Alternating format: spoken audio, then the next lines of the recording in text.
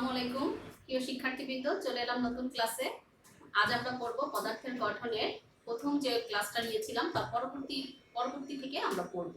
আমরা আজকে পড়ব পারমাণবিক সংখ্যা সম্পর্কে। পারমাণবিক সংখ্যা কি এবং ভর সংখ্যা কি, ইলেকট্রন, প্রোটন এবং নিউট্রন এদের প্রত্যেকের সম্পর্কে বিভিন্ন বিজ্ঞানীরা কি ধরনের মডেল প্রদান করেছেন এই সম্পর্কে আজকে আমরা জানব।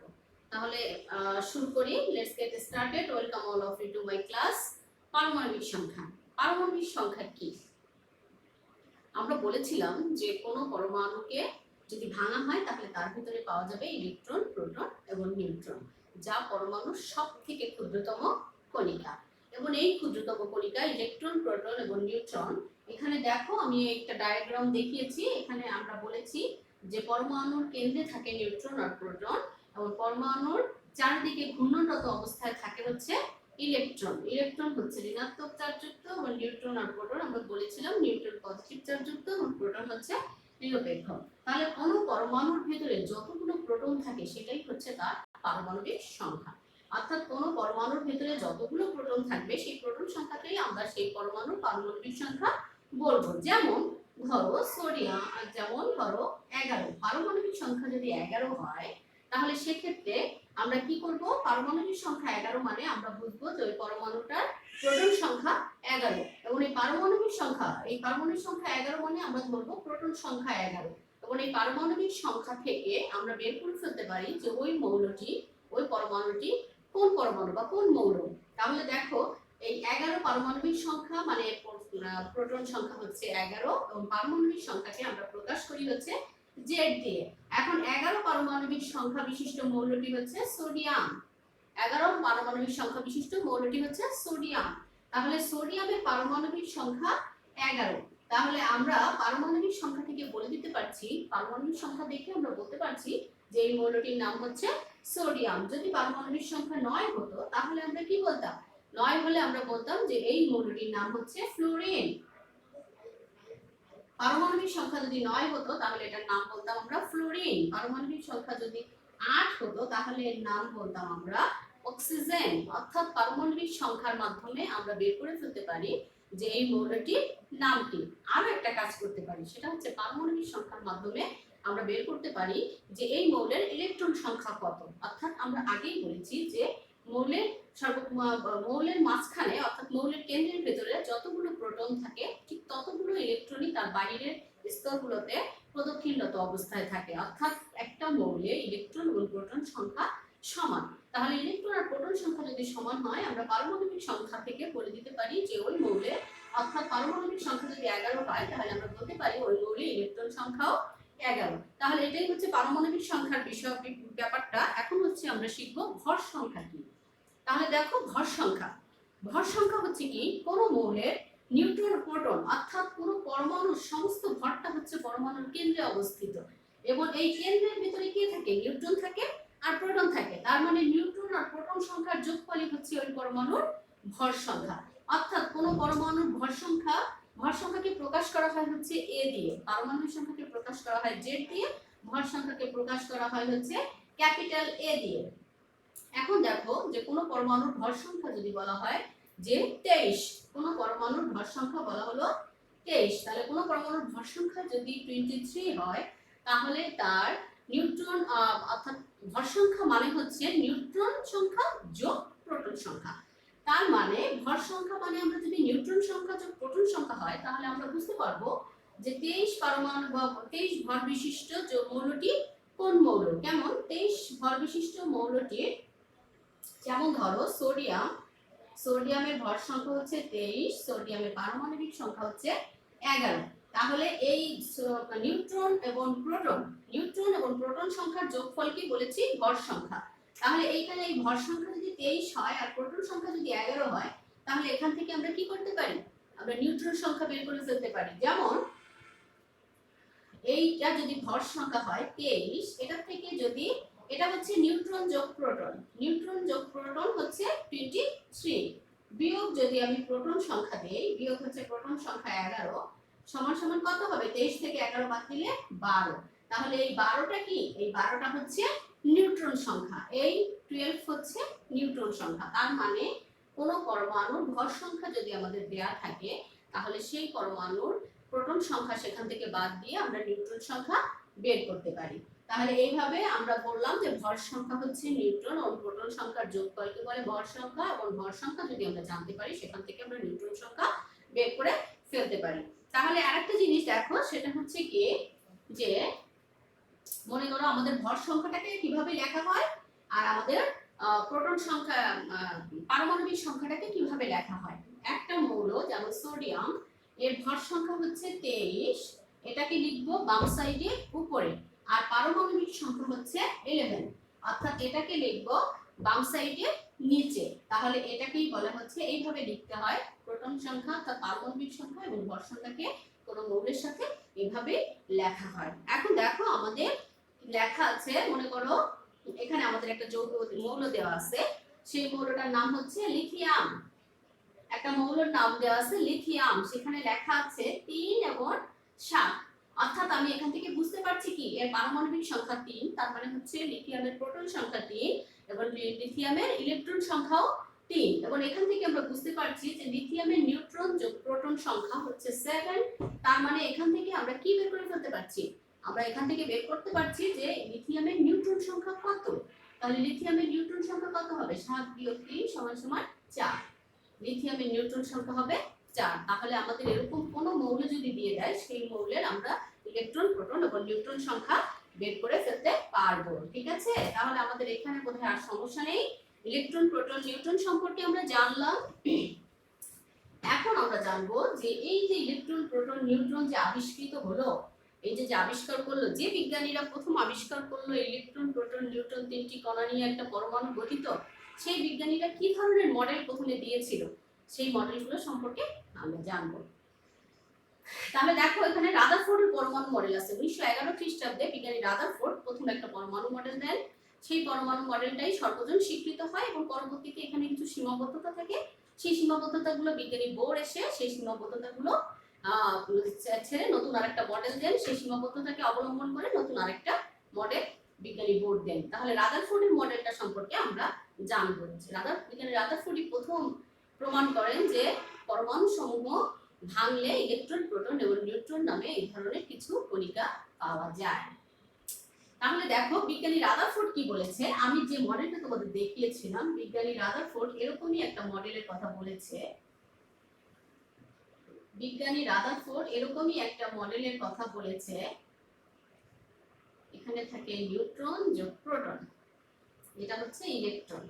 বিজ্ঞানী রাদারফোর্ড বলেছে যে ইলেকট্রন সমূহ একটা পরমাণু ইলেকট্রন প্রোটন এবং নিউট্রন এই তিনটি কণার সমন্বয়ে গঠিত, এবং ইলেকট্রন পরমাণুর কেন্দ্র থেকে বাইরের দিকে অর্থাৎ পরমাণুর কেন্দ্রে থাকে নিউট্রন এবং প্রোটন, এবং পরমাণুর বাহিরে ঘূর্ণনরত অবস্থায় অর্থাৎ পরমাণুর কেন্দ্রকে কেন্দ্র করে ঘূর্ণনরত অবস্থায় থাকে ইলেকট্রনগুলো। এটা বিজ্ঞানী রাদারফোর্ড বলেছে। এবং রাদারফোর্ড বলেছে যে এই ইলেকট্রনগুলো যে ঘূর্ণনরত অবস্থায় থাকে এই ইলেকট্রনগুলোর চার্জ হচ্ছে ঋণাত্মক, এবং ইলেকট্রনগুলো এর ভর খুবই নগণ্য, ইলেকট্রনগুলোর ভর খুবই নগণ্য, না ধরার মতো। এবং ইলেকট্রন সমূহ যে ঘূর্ণনরত অবস্থায় থাকে এই ইলেকট্রন এবং ভেতরে যে নিউক্লিয়াসটা থাকে অর্থাৎ পরমাণুর যে কেন্দ্র, সেই কেন্দ্রকে রাদারফোর্ড বলেছে নিউক্লিয়াস, যেটার ভেতরে নিউট্রন এবং প্রোটন থাকে। সেই নিউক্লিয়াসের ভেতরে পরমাণুর সমস্ত ভর পুঞ্জীভূত থাকে, এবং পরমাণুর সমস্ত ভর নিউক্লিয়াসের ভেতরে পুঞ্জীভূত থাকে, এবং নিউক্লিয়াসের আয়তন সমগ্র পরমাণুর আয়তনের তুলনায় খুবই নগণ্য। এবং রাদারফোর্ড আরো বলেছেন যে এই যে ইলেকট্রন এবং কেন্দ্রে যে নিউক্লিয়াসের ভেতরে যে নিউট্রন আর প্রোটন থাকে, এই যে কেন্দ্রে নিউক্লিয়াস এবং ঘূর্ণনরত অবস্থার ইলেকট্রন, এদের মধ্যবর্তী পরমাণুর ভেতরের জায়গাটা ফাঁকা। এবং বিজ্ঞানী রাদারফোর্ড আরো বলেছেন যে সৌরজগতে সূর্যকে কেন্দ্র করে যেমন পৃথিবী সহ গ্রহগুলো ঘুরছে, সেরকম নিউক্লিয়াসকে কেন্দ্র করে ইলেকট্রনগুলো অনবরত ঘুরছে।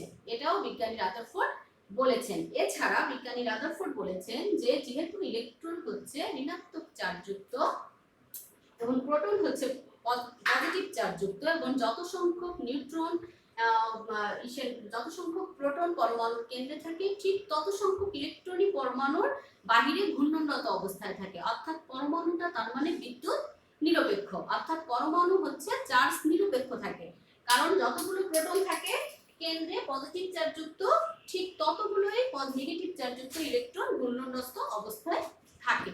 এবং বিজ্ঞানী রাদারফোর্ড বলেছেন যে এই যে ইলেকট্রনগুলো ঋণাত্মক চার্জযুক্ত এবং নিউক্লিয়াসটা হচ্ছে ধনাত্মক চার্জযুক্ত, এই নিউক্লিয়াস, এই ইলেকট্রন এবং নিউক্লিয়াসের মধ্যে এক ধরনের আকর্ষণ বল কাজ করে। এই আকর্ষণ বলের কারণেই এরা অনবরত ঘূর্ণনরত অবস্থায় থাকে। এটা হচ্ছে বিজ্ঞানী রাদারফোর্ড এই কথাগুলো বলেছে। তাহলে আমরা যদি সহজ ভাষায় বলি, বিজ্ঞানী রাদারফোর্ড বলেছে একটা পরমাণু ইলেকট্রন, প্রোটন, নিউট্রন এই তিনটি কণা দিয়ে গঠিত। নিউট্রন ও প্রোটন থাকে পরমাণুর কেন্দ্রে, যেটাকে বলা হয় নিউক্লিয়াস, এবং ইলেকট্রন থাকে পরমাণুর বাহিরে ঘূর্ণনরত অবস্থায়। এবং ইলেকট্রন ঋণাত্মক চার্জযুক্ত, প্রোটন ধনাত্মক চার্জযুক্ত এবং নিউট্রনকে বলা হয় নিরপেক্ষ চার্জযুক্ত। এবং ইলেকট্রন এবং এই নিউক্লিয়াস এর মাঝের জায়গাটা থাকবে ফাঁকা, এবং নিউক্লিয়াসের আয়তন পুরো পরমাণুর আয়তনের তুলনায় খুবই নগণ্য। এবং নিউক্লিয়াসের ভেতরেই পরমাণুর সমস্ত ভর পুঞ্জীভূত থাকবে। যত সংখ্যক ইলেকট্রন ঘূর্ণনরত অবস্থায় থাকবে তত সংখ্যক প্রোটন পরমাণুর কেন্দ্রে থাকবে। এবং বলেছে যে এই কেন্দ্র এবং নিউক্লিয়াসের ইলেকট্রন এবং নিউক্লিয়াসের ভেতরে যে আকর্ষণটা থাকবে, এই আকর্ষণের কারণেই ইলেকট্রনগুলো অনবরত ঘূর্ণনরত অবস্থায় থাকবে। বিজ্ঞানী রাদারফোর্ড হলো এই কথাগুলো বলেছেন। এখন বিজ্ঞানী রাদারফোর্ডের মডেলের ভিতরেও কিছু সীমাবদ্ধতা ছিল। সীমাবদ্ধতা মানে হচ্ছে যেগুলো এই রাদারফোর্ডের মডেলকে সমর্থন করে না, অর্থাৎ রাদারফোর্ড যা মডেলে যা বলেছে যেগুলো এই বৈশিষ্ট্যের সাথে সমর্থন করে না, এরকম কিছু সীমাবদ্ধতা।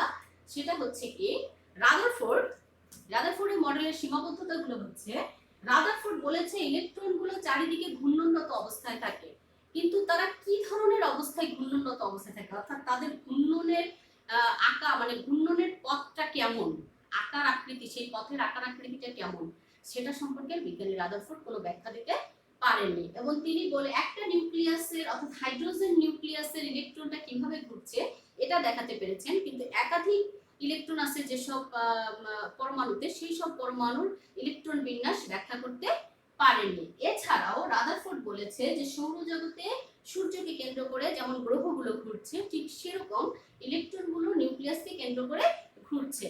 কিন্তু সৌরজগতে সূর্যকে কেন্দ্র করে যে গ্রহগুলো ঘুরছে তারা চার্জবিহীন, কিন্তু ইলেকট্রন হচ্ছে চার্জযুক্ত কণা। চার্জযুক্ত কণার সাথে চার্জবিহীন কণার সম্পর্ক একরকম সাদৃশ্য হয় না, তুলনা করা যায় না। তাহলে এটা আরেকটা সীমাবদ্ধতা। আরেকটা সীমাবদ্ধতা হচ্ছে বিজ্ঞানী ম্যাক্সওয়েল বলেছে যে ইলেকট্রন সমূহ যেহেতু চার্জযুক্ত, কোনো চার্জযুক্ত কণা যদি অনবরত ঘুরতে থাকে তাহলে সে আস্তে আস্তে করে তার চার্জ কমতে থাকবে। চার্জ কমতে থেকে থেকে একসময় সে কেন্দ্রে পতিত হবে। কিন্তু বাস্তবিক পক্ষে একটা পরমাণুর ভেতরে ইলেকট্রনকে কখনোই নিউক্লিয়াসে পতিত হতে দেখা যায় না। তাহলে এগুলো ছিল রাদারফোর্ডের মডেলের সীমাবদ্ধতা। এবার রাদারফোর্ডের মডেলের সীমাবদ্ধতার উপরে বিজ্ঞানী বোর কি করেছে, বিজ্ঞানী বোর 1913 সালে একটি মডেল প্রস্তাব করেন।